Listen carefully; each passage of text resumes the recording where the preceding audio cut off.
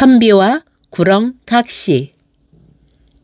옛날에 시골 마을에 선비 하나가 살고 있었다.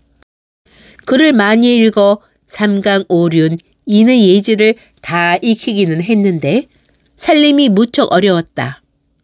벼슬을 못하여 녹을 받지 못하는 데다가 배운 게 글 읽는 것뿐이라 농사도 장사도 할 줄 아는 게 없으니 살림이 기울 수밖에 없었다.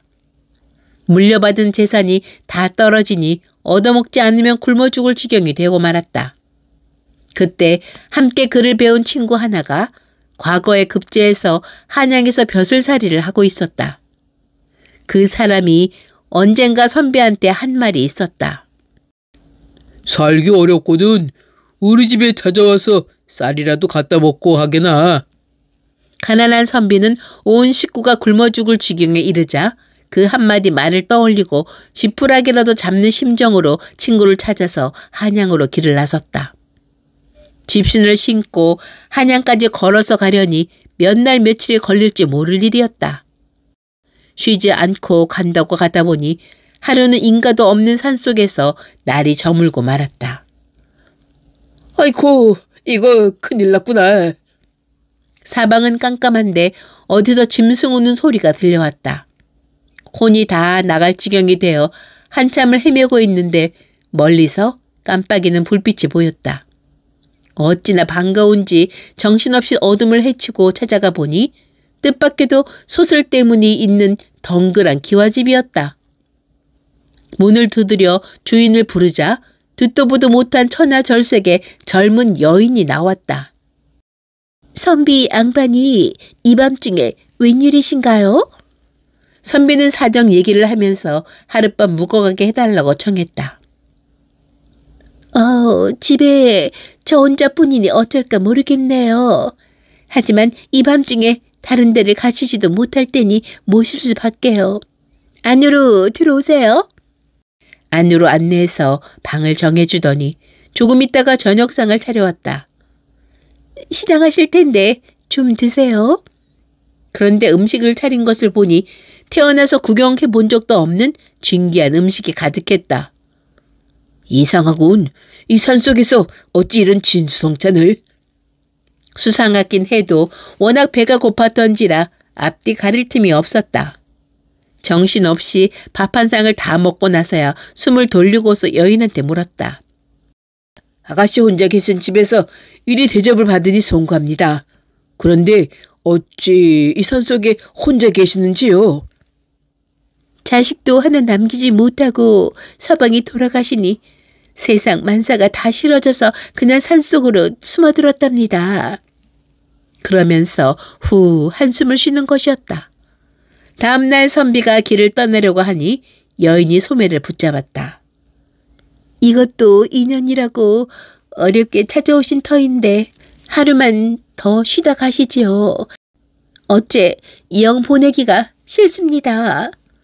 젊고 예쁜 여인이 그렇게 간절히 만류하자 선비는 그만 마음이 동해서 갈 길도 잊고서 그 집에 주저앉고 말았다. 하루 종일 편안히 쉬면서 진수성찬을 대접받고는 밤이 되어 한 이불 속에 들어가니 모든 것이 꿈만 같았다. 한번 그렇게 정을 나누고 보니 발걸음이 떨어지지 않아서 하루 이틀 더 묵는다는 게 어느새 달포가 지나고 말았다. 선비는 그제야 정신이 번쩍 들었다. 이거 큰일 났구나. 우리 집 식구들이 다 굶어 죽게 되지 않았는가. 정신을 차려야 해.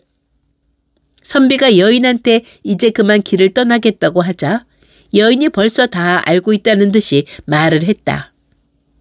아무 걱정 말고 더 쉬다 가세요. 선비님 댁에 벌써 먹을 것, 입을 것을 다 보내두었어요. 아니, 그게 사실이요? 사실이고 말고요. 그러자 선비는 떠나려던 결심이 사르르 풀어져서 그냥 그 집에 머물렀다. 다시 갖은 대접을 받으며 즐거운 날을 보내다 보니 또 한 달이 훌쩍 지났다. 아무래도 안 되겠어. 이참에 집에 다녀올 테니 보내주구려. 네, 꼭 다시 돌아오리다. 그러자 여인은 선선히 선비를 놓아주었다. 알겠습니다. 하지만 꼭 다시 오셔야만 합니다. 여인은 노자는 물론이고 말까지 한 필 내주고는 집 밖까지 나와서 손을 흔들며 배웅을 해주었다. 선비가 본가에 당도하자 아내와 자식들이 뛰어나와서 반갑게 맞이했다. 고생 많으셨습니다. 얼마나 좋은 친구를 두었기에 이렇게 금은 보화를 많이 보냈는지요. 평생을 먹고 살 수 있겠어요. 아이, 그럼 네 친구인데 오죽할까? 이렇게 둘러대긴 했지만 그 재물은 여인이 보내준 것이 분명했다. 세상에 덕을 봐도 이렇게 단단히 볼 수가 있나? 선비가 집에서 두어 달을 묵다 보니 자꾸만 그 예쁜 여인이 생각나서 도저히 참을 수가 없었다.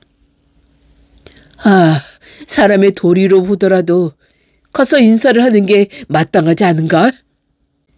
이렇게 그럴싸한 명분까지 만든 선비는 여인을 찾아서 길을 떠났다.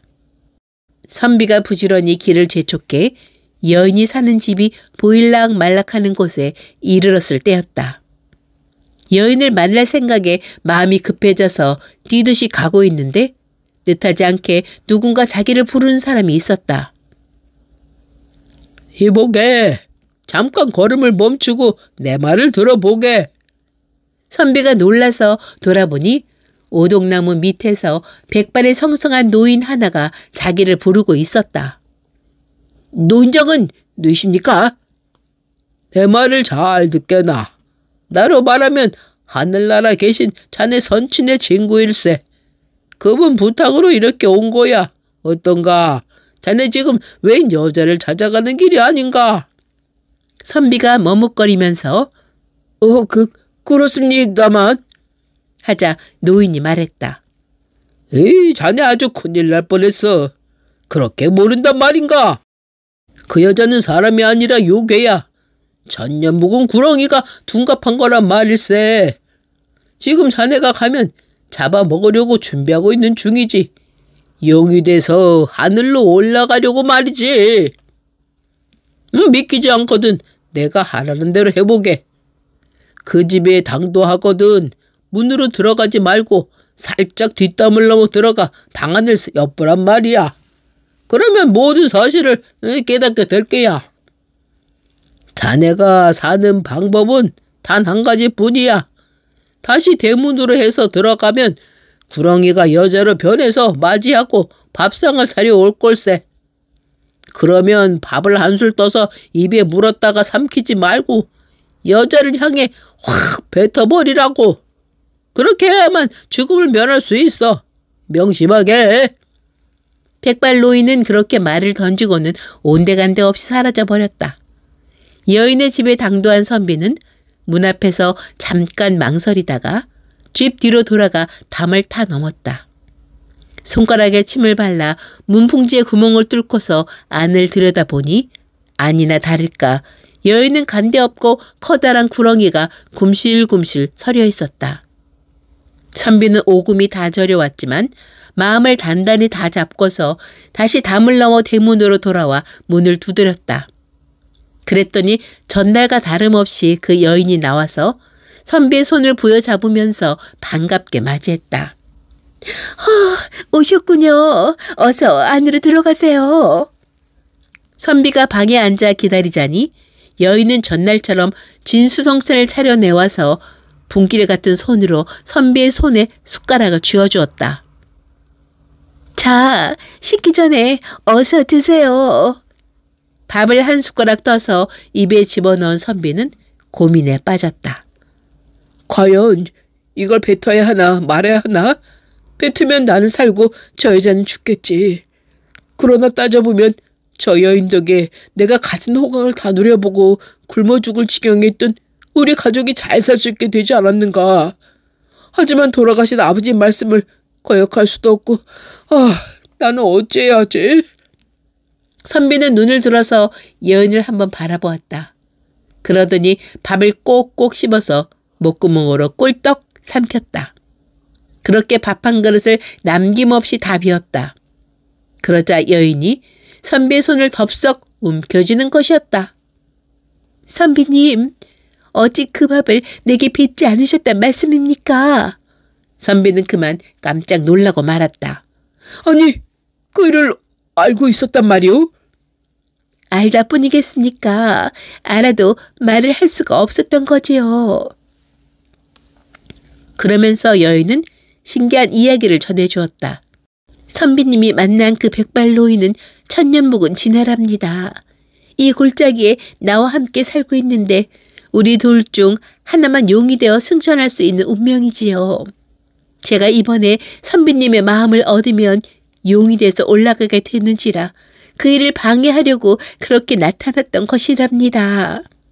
이제 저는 선비님 덕택에 용이 되어 승천하게 됐습니다. 그러면서 여인은 감격에 겨워서 눈물까지 글썽였다. 그리 된 일이군요. 나는 그간에 입은 은혜가 과한지라 차라리 나 혼자 죽고 말자고 작정했더랬어. 죽기는 왜 죽는답니까?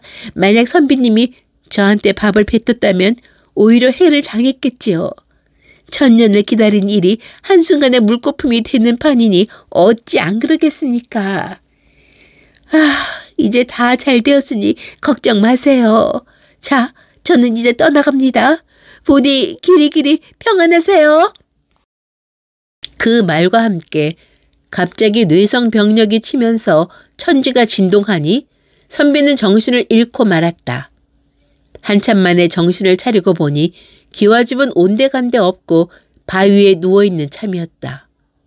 놀라서 주변을 살펴보니 큰 바위 밑에 구렁이가 용이 되기 위해 돌을 닦던 터가 눈에 띄었다. 이게 정녕 꿈은 아니었구나. 선비는 집으로 돌아온 뒤로 하는 일마다 술술 잘 풀려서 재산도 불어나고 벼슬길도 열려 평생을 편안하게 잘 살았다고 한다.